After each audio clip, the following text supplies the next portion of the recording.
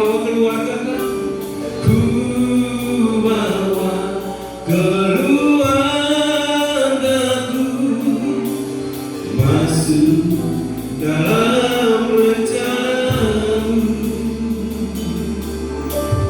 Kasihmu Bapa memulihkan, kuasa-Mu Tuhan memberkati.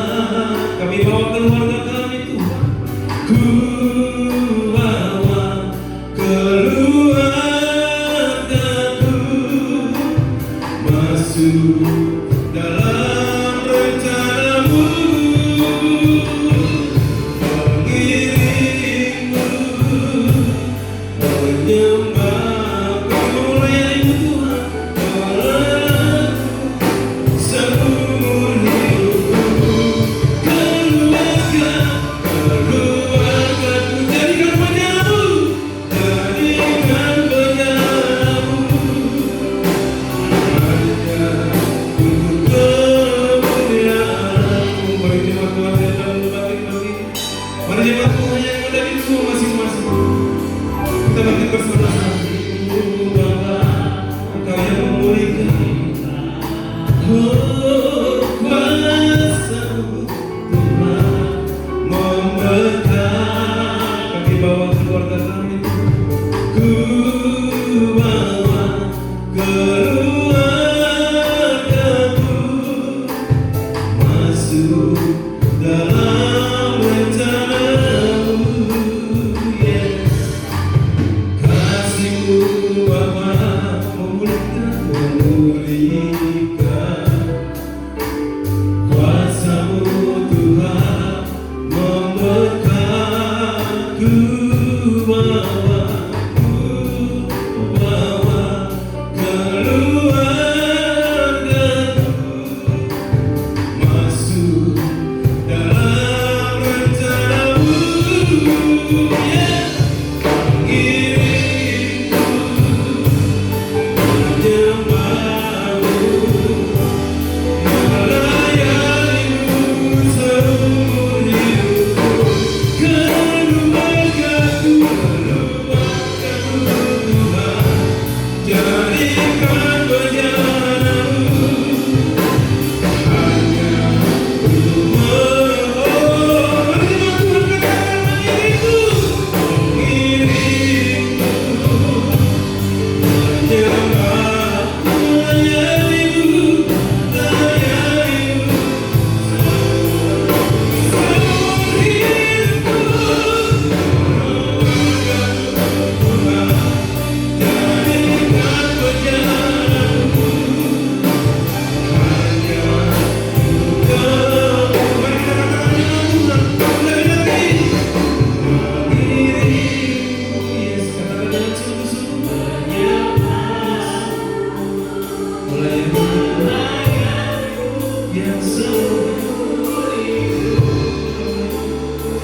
kami bawa keluarga, jadikan dia mulia.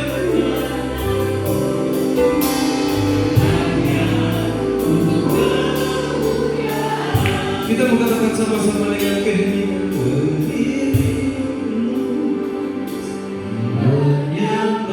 Mari jemaat Tuhan yang di rumah, katakan dengan sungguh-sungguh. Mari kita bawa keluarga kita bagi Dia. Jadikan rencana ini.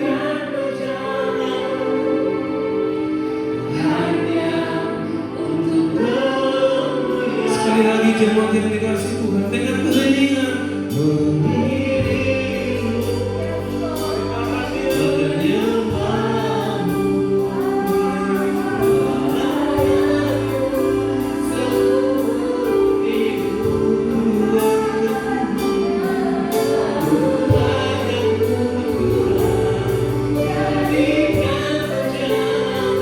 Hanya untuk kemuliaan.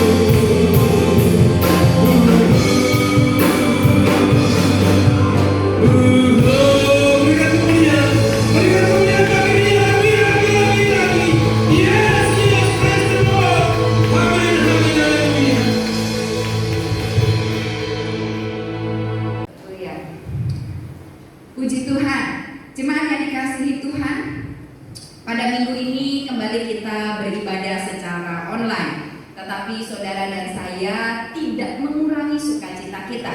Saudara tetap menyala-nyala di dalam Tuhan. Saudara tetap punya rasa lapar dan haus akan kebenaran. Amin. Saudara, ketika kita beribadah di tempat apapun, dalam situasi apapun, semuanya tergantung respon hati. Ketika saudara merespon dengan baik, maka saudara akan dikenyangkan, maka saudara akan mendapatkan berkat dari Tuhan. Nah, pada pagi hari ini masih dalam tema keluarga, saya mengambil satu topik yaitu blessing in the disgusting gitu ya. Di mana ada berkat Tuhan di tengah-tengah musibah, ada berkat Tuhan di tengah-tengah persoalan. Nah, kalau kita perhatikan saudara, di dalam situasi saat-saat ini, pandemi yang terjadi dari awal tahun 2020 sampai hari ini belum berakhir, kelihatannya belum ada tanda-tanda akan mereda. Bahkan kalau saudara perhatikan bulan-bulan ini kembali terjadi peningkatan. Bulan-bulan ini masuk virus-virus yang baru. Nah, kalau kita perhatikan, kita renungkan, kita analisis bersama-sama, pandemi ini berpengaruh pada komunikasi dalam keluarga. Pandemi ini berpengaruh dalam berbagai sektor. Masalah ekonomi, masalah kesehatan sudah jelas, lalu kemudian masalah pendidikan, termasuk juga dalam keluarga. Ada fakta yang mengejutkan saudara. Di tengah-tengah masa pandemi saat-saat ini, yang meningkat bukan cuma jumlah penderita orang yang menderita sakit COVID, tetapi yang meningkat juga adalah angka perceraian. Hal ini menjadi satu hal yang ironis, menjadi satu hal yang perlu kita perhatikan bersama-sama. Ternyata yang namanya pandemi yang terjadi bukan hanya berpengaruh kepada kesehatan, tapi juga berpengaruh kepada komunikasi di dalam keluarga. Nah, kalau kita perhatikan, sebetulnya saudara, ada situasi pandemi hari-hari ini punya sisi positif juga. Tidak semuanya negatif. Orang yang saat-saat ini terbatas, anak-anak sudah tidak bisa melakukan pembelajaran tatap muka, sampai akhirnya harus belajar di rumah. Begitu juga orang-orang yang selama ini mungkin bekerja aktivitas bebas, sekarang terbatas. Teman-teman kita yang bekerja di pabrik biasanya 24 jam, biasanya seminggu 7 hari, ada yang shift malam. Tetapi hari-hari ini dengan adanya pembatasan dari pemerintah, ada yang dalam seminggu ternyata masuknya hanya 3 hari, ada yang libur ditambah tidak hanya 1 hari, 2 hari. Nah, hal-hal ini tentu berpengaruh kepada keluarga kita. Positifnya saudara, kita sekarang jadi sering bertemu, orang tua dengan anak jadi sering bertemu, anak pun jadi terkontrol pergaulannya. Kita bisa lihat apa yang mereka tonton, apa yang aktivitas yang mereka lakukan. Kalau saudara selama ini anak belajar mulai dari jam 7, pulang jam 2, pulang jam 3, kita tidak tahu apa yang terjadi di sekolah. Kita tidak tahu seberapa efektif pembelajaran yang mereka terima di sekolah. Tetapi ketika ada pembelajaran di rumah, orang tua bisa mengontrol langsung. Oh, ternyata anak saya belajarnya seperti ini, interaksi dengan gurunya seperti ini, lebih terkontrol. Lalu kemudian saudara, kita punya kesempatan untuk melakukan aktivitas bersama. Kalau ada orang yang berkata, bagaimana mungkin kami melakukan aktivitas bersama? Kami gak bisa kemana-mana. Jalan-jalan sekarang terbatas, ke tempat wisata pun terbatas. Saudara, memang ada pengaruh negatifnya. Keluarga jadi mudah merasa jenuh, terjadi kegagalan komunikasi. Akhirnya karena stres yang tinggi, tidak mampu mengatasi situasi ini, sampai akhirnya nada suaranya jadi tinggi-tinggi, jadi pada berantem di rumah. Tetapi Tetapi saudara yang terkasih dalam Tuhan, buat kita orang-orang percaya, buat kita keluarga ilahi, buat kita keluarga jemaat GBI Purwadadi, kita akan mengubah, kita akan melihat ada berkat di dalam musibah. Katakan amin. Saudara katakan bersama dengan saya, berkat dalam musibah. Nah, ini yang akan kita lihat bersama-sama. Kalau orang di luar sana berkata bahwa situasi ini sulit, situasi ini tidak mungkin, keluarga rusak, anak-anak rusak, saudara, yang mengejutkan adalah beberapa bulan terakhir pemerintah kita, khususnya Menteri Pendidikan, dipaksa oleh orang tua buka sekolah. Kenapa? Karena ternyata orang-orang tua udah mulai pusing dengan anak-anak yang ada di rumah.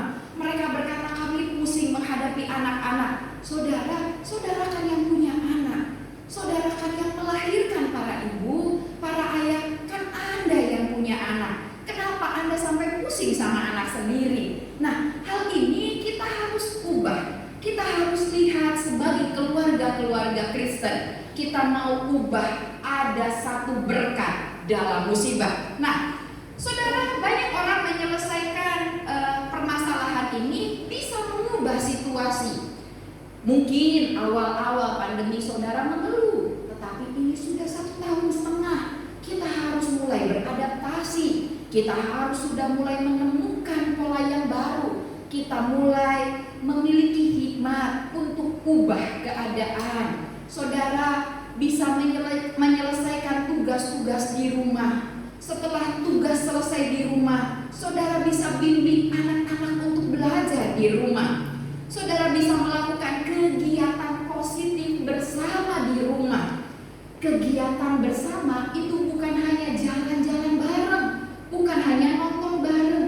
Kadang-kadang saudara, ada orang jalan-jalan pun mereka tidak melakukan kebersamaan, hanya sekedar foto bersama. Sesudah foto bersama, masing-masing sibuk untuk upload di media sosial masing-masing. Tidak ada komunikasi, tidak ada obrolan. Jadi orang yang pergi sama-sama pun belum tentu ada kebersamaan. Tetapi orang yang ada di rumah, kita bisa lakukan kegiatan bersama-sama.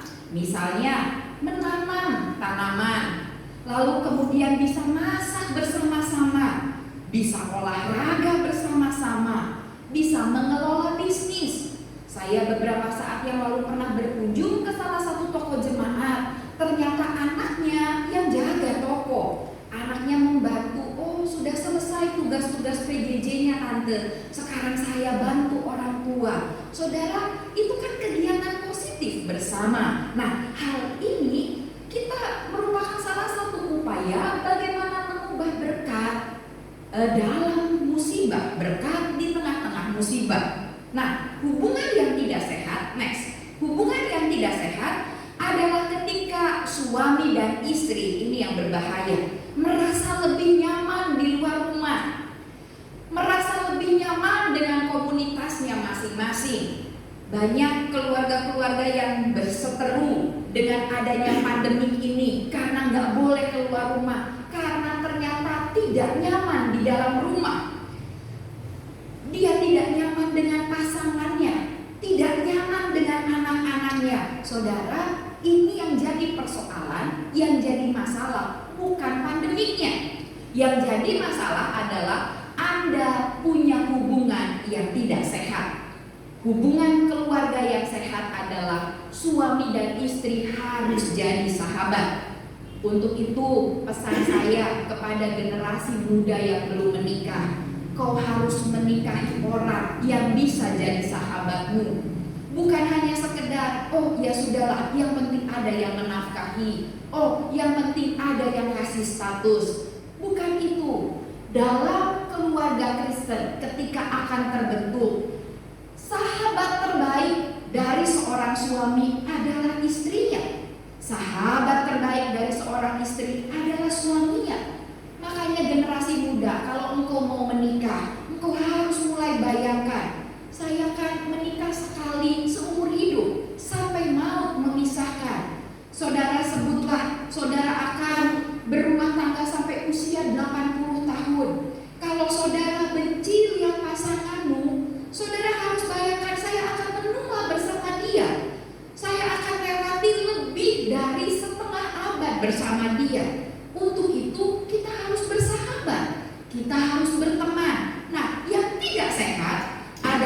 bagaimana suami istri lebih nyaman kalau di luar rumah.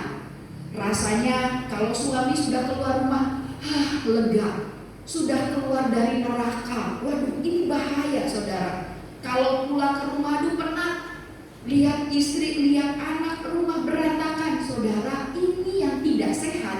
Itu bukan pandemiknya. Yang tidak sehat adalah hubungan saudara. Nah, ada orang-orang yang merasa lebih nyaman dengan komunitasnya. Kalau nongkrong dengan bapak-bapak di pos kamling misalnya, merasa lebih nyaman, merasa lebih bebas. Tapi kalau kumpul sama anak, dikit-dikit tanduknya keluar, dikit-dikit seperti naga saudara, keluar api dari mulutnya, keluar amarah. Ini yang berbahaya. Lebih suka orang lain yang memutuskan dan membangun karakter anak. Lebih bahagia kalau nak udah ke sekolah sana, nak, ayo udah, jangan dekat-dekat bapak, jangan dekat-dekat ibu. Aduh, bapak ibu sibuk. Saudara, kita sedang menyerahkan anak kita ke orang lain, ke dunia yang kita sendiri tidak tahu karakter seperti apa yang mereka tanamkan, karakter seperti apa yang ditabur oleh dunia ini. Kalau saudara dan saya lalai memuridkan anak-anak kita, maka dunia yang akan memuridkan mereka.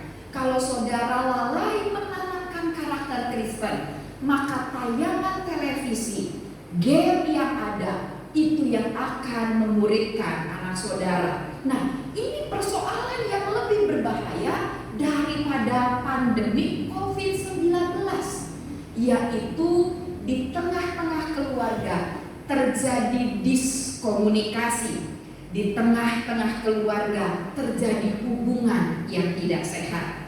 Ada beberapa orang berkata, saya sibuk, biarkan saja diurus oleh asisten rumah tangga. Saya sibuk, sudah masukkan saja ke tempat les. Saudara dan saya sebagai orang tua, sebagai keluarga, punya peran paling utama dalam membangun karakter Kristus, dalam membangun karakter ilahi. Untuk itu, Jemaat GBI Purwadadi, saya mau sampaikan, stop orang-orang tua yang bilang, ayo anak-anak suruh aja sekolah, suruh keluar dari rumah. Saudara, selama saudara punya kesempatan, pandemi belum berakhir, didik anakmu dengan baik.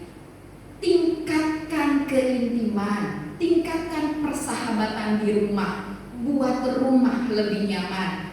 Kalau saudara berkata, saya stres sekarang gak bisa gaul sama kalau ibu-ibu, teman-teman arisan, teman-teman yang suka hangout bersama, cobalah hangout bersama suami atau istri. Mari Pak, kita ngeteh bersama. Mari Nak, kita merujak bareng-bareng. Mari Nak, kita mau makan sama-sama, bacakan.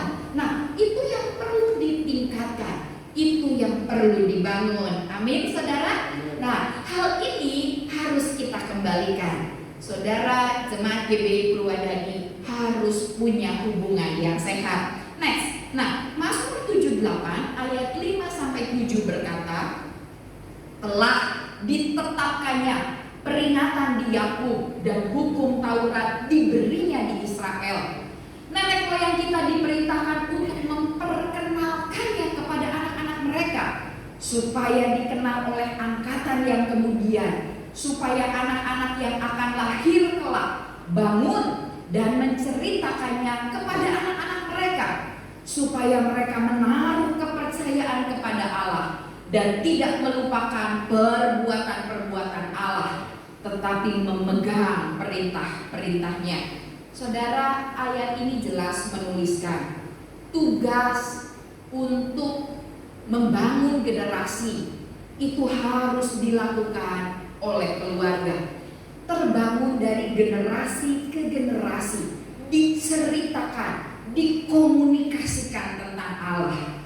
Untuk itu, saudara, boleh ada sekolah minggu, boleh ada ibadah pemuda, tetapi yang mendewasakan, yang membangun karakter, tetap paling utama adalah tanggung jawab orang tua. Orang tua yang harus bangun generasi. Karena ketika saudara menceritakan kepada anak-anak, mereka akan menceritakan kepada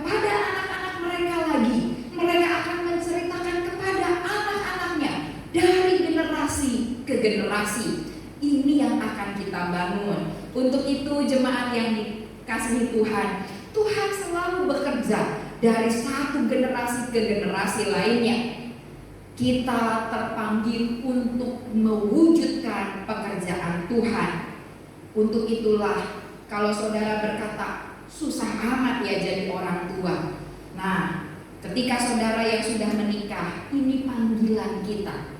Berkeluarga bukan hanya melepas masa lajang. Berkeluarga akhirnya siap terlibat untuk membangun keturunan ilahi, siap terlibat untuk menanamkan karakter Kristus di tengah generasi anak kita. Untuk yang sudah menikah, tetap semangat. Ayo kita perbaiki hubungan kita. Yang belum menikah, generasi-generasi muda, doa dari sekarang. Minta Tuhan pertemukan orang yang tepat. Minta generasi di bawahmu menjadi generasi yang kokoh, menjadi generasi yang kuat. Kita tidak tahu kesulitan apa yang akan dihadapi oleh generasi anak cucu kita. Tetapi saudara, catat perkataan saya. Keluarga ilahi, keluarga yang memegang teguh kebenaran firman, anak cucunya menjadi anak cucu yang kuat dan kokoh di dalam Tuhan. Amin. Situasi apapun yang mereka hadapi, mereka tidak pernah goyah, karena mereka jadikan Tuhan sebagai sumber kekuatan. Untuk itu, bagaimana kita membangun komunikasi, mengubah situasi yang tadinya musibah buruk menjadi berkat, mengubah situasi yang tidak nyaman menjadi berkat di tengah-tengah persoalan. Mari kita lihat yang pertama, saudara, kita belajar bangun komunikasi dari hati ke hati. Waduh, kalau ada lagu dari pintu ke pintu, saudara, kita bukan dari pintu ke pintu, tapi dari hati ke hati. Artinya apa? Ternyata dalam ilmu komunikasi ada 3 tahapan. Beberapa saat yang lalu saya baca satu tulisan anak muda. Hal ini menggelitik. Saya sampai tertawa bacanya, tapi meringis ironis. Kenapa? Karena anak muda ini tulis, suatu sore saya dan ayah saya duduk sama-sama sebelahan. Lalu kemudian tidak ada TV, kita sama-sama di taman. Lalu bingung lihat-lihatan, akhirnya mulai nanya, apa kabar Pak? Sudah lama tinggal di sini? Nanya ke bapaknya, saking bingung mau ngobrol apa dengan bapaknya. Karena udah gak ada topik pembicaraan, gak ada hubungan dari hati ke hati, sungkan. Anak dengan bapak obrolannya apa? Senyum-senyum. Ya, apa kabar? Ya, kabar baik. Saudara, itu kalau dalam tahapan komunikasi adalah tahapan komunikasi yang pertama. Komunikasi yang dangkal, bisa dibayangkan ada jarak yang jauh antara orang tua dan anak, antara suami dan istri. Saudara, kalau tidak ada komunikasi yang baik, saudara dengan anak hanya membangun komunikasi yang dangkal. Apa kabar? Oh iya, nama bapaknya siapa? Gitu kan, aku bapakmu, gitu ya saudara ya. Karena tidak ada komunikasi yang bagus. Tetapi ada komunikasi yang kedua. Apa itu komunikasi yang kedua? Mulai bertukar fakta, mulai berbicara mengenai sesuatu. Oh, tadi saya belajar ini. Oh iya, bagus ya. Iya, tadi Bapak juga bekerjanya begini. Nah, itu mulai saudara. Memang itu sudah lebih baik daripada yang pertama, tetapi belum terlalu dalam. Nah, kita harus masuk sampai tahap komunikasi yang ketiga. Apa itu? Komunikasi dalam menyampaikan perasaan, dalam menyampaikan pendapat. Kalau anak tidak bisa menyatakan perasaan kepada orang tua, tidak bisa menyatakan pendapatnya, saudara, ini yang repot. Kalau orang tua sudah bilang, pokoknya kata bapak begini-begini, pokoknya kata ibu begini-begini, aduh, itu udah repot saudara. Akhirnya anak gak punya pendapat, akhirnya anak gak bisa mengungkapkan perasaan. Nah, ini yang harus bikin kita bertobat. Kita harus mulai bangun komunikasi dari hati ke hati. Nah, gimana? Senang gak? Suka gak? Gimana perasaannya? Tadi belajar bagaimana nak? Mulai latihan. Istri sama suami, gimana Bu? Capek ya? Gimana Bu, seneng nggak? Ibu lagi kesel, Bapak lagi kesel. Kita mulai sampaikan komunikasi yang lebih dalam. Karena saudara, ketika kita terlambat, ketika kita gagal dalam bangun komunikasi, keluarga kita akan komunikasi dengan dunia. Ada orang-orang yang membangun komunikasi lebih nyaman. Beberapa hari ini saudara, sebenarnya modus operandinya sudah lama. Ada beberapa orang yang bikin akun palsu, menjerat orang dengan cinta. Ada yang ngajak kenalan, ngajak ngobrol, lalu kemudian nanti mau kirim barang. Nggak taunya saudara suruh kirim transfer uang biaya kirim.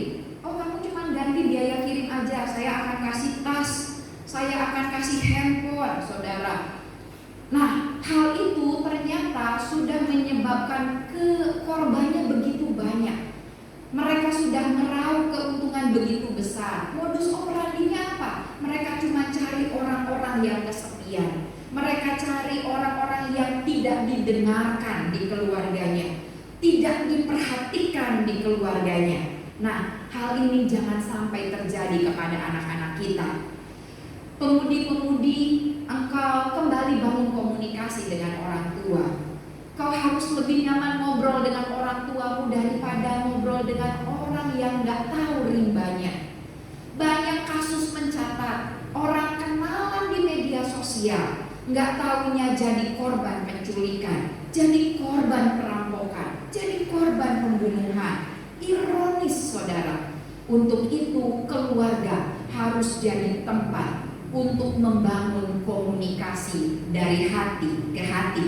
Amin. Nah, mulai yang jauh pun, kalau saudara bilang, aduh saya dengan orang tua jauh, saya merantau. Saudara, sekarang komunikasi mudah dijangkau. Ada yang namanya handphone. Satu kali ada seorang bapak datang ke toko handphone. Dia tanya, handphone saya ini rusak. Lalu tukang handphonenya cek, enggak Pak, benar. Oh, mungkin kuotanya habis. Enggak Pak, ada. Tapi kenapa ya saya tidak pernah terima telepon dari anak saya yang jauh? Saudara, yang rusak bukan handphonenya, yang hilang bukan kuotanya, yang rusak hubungannya, yang habis kasihnya di dalam keluarga. Hal ini merupakan satu hal yang ironis. Nah, di tengah pandemi ini kita mau ubah itu jadi kesempatan untuk kembali bangun hubungan. Anak-anak yang sekolah di luar kota, jangan kau habiskan waktumu untuk teman-temanmu, tapi kau lupa untuk kasih kabar sama keluargamu. Kau lupa untuk tanya kabar ayah ibumu. Ada orang yang anak-anak yang sekolah di luar kota lupa kalau masih dibiayain orang tua untuk telepon ke orang tuanya. Gak ada pulsa, gak ada kuota. Tapi kalau sama gebetannya bisa berjam-jam. Kuota dihabiskan bisa berjam-jam. Kalau untuk orang tuanya nggak punya pulsa, nggak punya kuota. Aduh saudara, ini yang berbahaya. Ini yang lebih berbahaya dari pandemi yang ada. Kita mau ubah musibah persoalan menjadi satu berkat. Yang kedua, apa yang harus dilakukan untuk memulihkan situasi ini? Jadilah pendengar yang baik. Nah, saudara, hari-hari ini ada satu penyakit. Penyakitnya namanya pubing. Pubing itu apa? Ternyata mengabaikan lawan bicara, lebih fokus ke ponsel.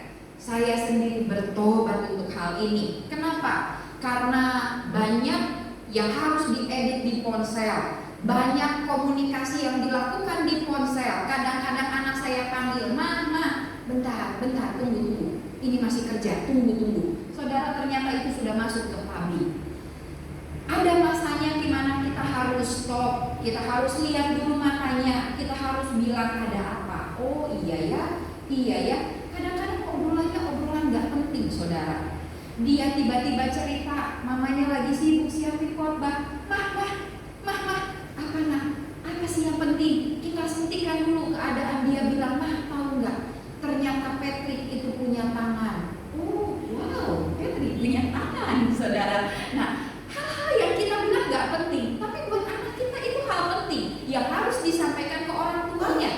Oh ya sudah, kita dengarkan. Oh terus gimana? Oh iya ya, oh aku baru tahu kalau Patrick punya tangan. Saudara, Patrick SpongeBob, ternyata Patrick punya tangan. Buat dia itu adalah berita yang lebih penting daripada buah manggis yang ada ekstraknya. Nah ini yang harus kita dengarkan dengan baik. Nah Yesus beri teladan hal itu. Markus 10 ayat 49 sampai 51 berkata, lalu Yesus berhenti dan berkata, panggillah dia. Mereka memanggil orang buta itu dan berkata kepadanya, kuatkan hatimu, berdirilah, ia memanggil engkau. Lalu ia menanggalkan jubahnya, ia segera berdiri dan pergi mendapatkan Yesus. Tanya Yesus kepadanya, apa yang kau kehendaki supaya aku berbuat bagimu? Jawab orang buta itu, Rabuni, supaya aku dapat melihat. Yesus kasih teladan. Dia dengar apa yang jadi kehendak orang buta ini. Kalau saudara baca perikopnya, orang buta ini ketika melihat, dia nggak bisa lihat ya, ketika dengar rombongan Yesus berjalan, dia teriak-teriak memanggil, guru, guru. Lalu apa yang dilakukan Yesus? Ia mendengarnya dan tidak mengabaikan. Berhenti lalu disuruh panggil. Setelah disuruh panggil ditanya, apa yang kau kehendaki? Saudara, Yesus sibuk nggak? Sibuk.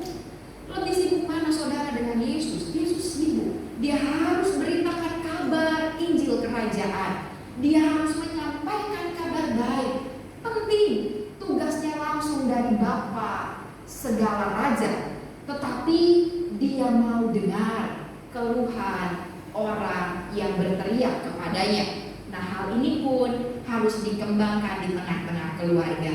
Mari kita mau belajar mendengar. Amin. Siap bapak-bapak belajar mendengar? Amin. Anak-anak belajar mendengar? Amin. Istri-istri belajar mendengar? Amin. Jangan mentang-mentang, istri mah yang penting ngomong aja, nggak usah dengar. Saudara, memang secara psikologis kebutuhan wanita berbicara lebih banyak. Untuk itu, pakai mulutmu untuk memuji Tuhan. Pakai mulutmu untuk memperkatakan firman. Jadi ketika suamimu pulang, engkau bisa dengar perkataan suami. Engkau bisa mendengar kisahnya. Nah hal ini yang harus kita kembangkan. Yang ketiga saudara, apa yang perlu kita lakukan untuk mengubah musibah menjadi berkat? Mari kita saling mendorong dan menguatkan. Hari-hari ini semua susah, semua sulit. Bukan hanya orang tua yang mengalami kesulitan, anak-anak juga mengalami kesulitan.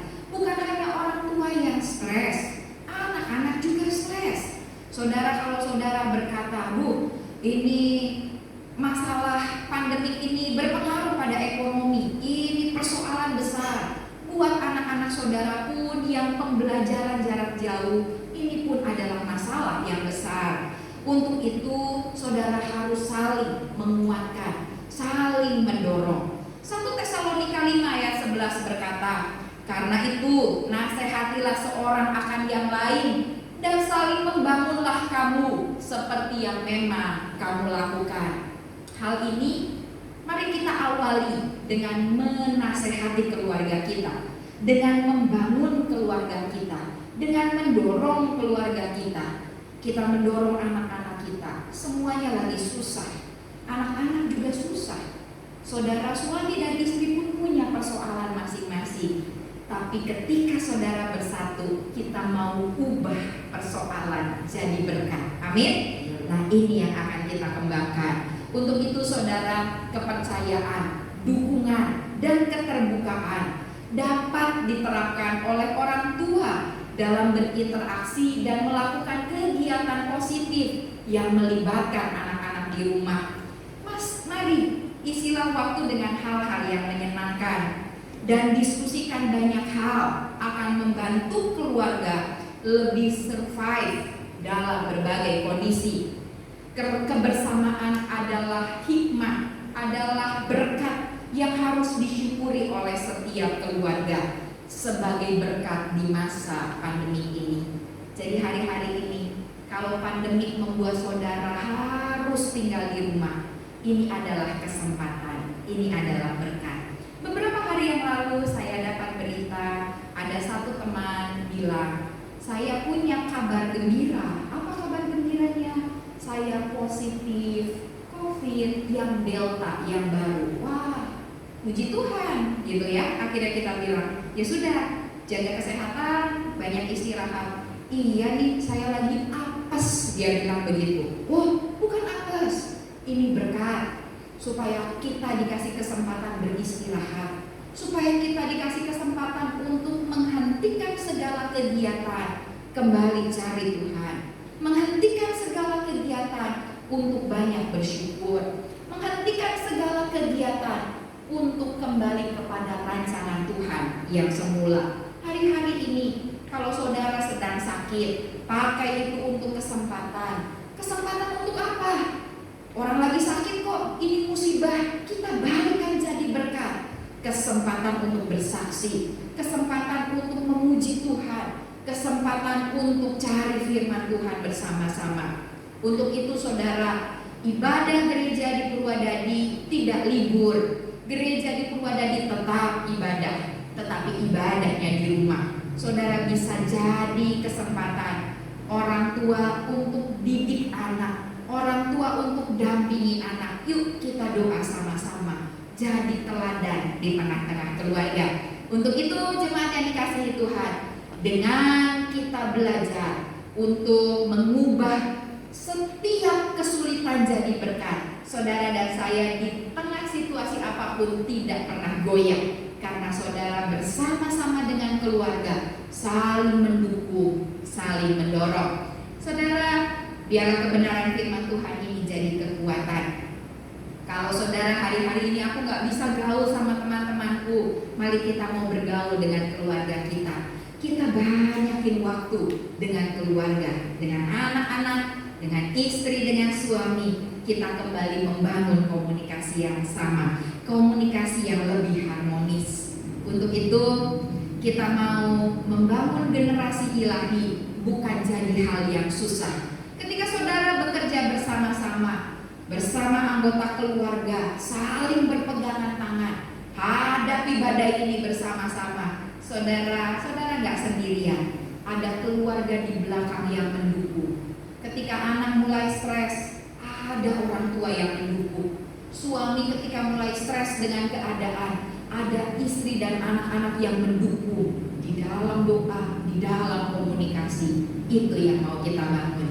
Biarlah kebenaran firman Tuhan ini jadi kekuatan. Saudara tetap semangat, amin. Tetap ubah setiap kesulitan menjadi berkat bersama dengan Tuhan. Mari kita tundukkan kepala, kita berdoa. Saya panggil pemuji pemusik untuk maju ke depan. Mari saudara di rumah kita tundukkan kepala. Kalau saudara ada bersama dengan anak, gandengan tangan. Orang tua kesempatan, kau topang tangan, taruh tanganmu di atas anak-anakmu, berkati mereka. Mereka adalah generasi-generasi anak panah. Mereka adalah generasi titipan Tuhan untuk Tuhan pakai jadi berkat. Mari kita berdoa. Tuhan, terima kasih untuk kebenaran firman Tuhan. Bersama dengan Tuhan, kami mau ubah kesulitan jadi kesempatan. Kami mau ubah persoalan jadi berkat. Ada berkat di tengah-tengah kesulitan. Bantu kami memulihkan hubungan antar keluarga. Bantu kami untuk menjadikan keluarga kami sebagai rumah kami. Kami merasa nyaman. Kami boleh saling bercanda di rumah.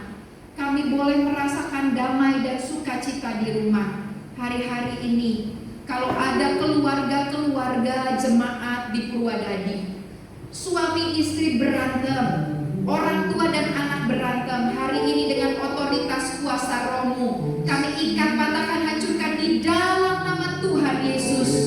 Ada komunikasi yang baik, ada kasih mesra, ada roh yang mendorong dan membangun. Kami akan lewati badai ini bersama dengan keluarga kami. Engkau pegang tangan kami Tuhan. Ada berkat tercurah di tengah-tengah keluarga. Di dalam nama Tuhan Yesus, terjadilah di tengah-tengah keluargamu. Generasi-generasi yang ada di bawah kami adalah generasi yang takut Tuhan, generasi yang punya karakter Kristus, karena Roh Allah bekerja di dalam kami. Di dalam nama Tuhan Yesus kami berdoa. Haleluya. Amin. Tuhan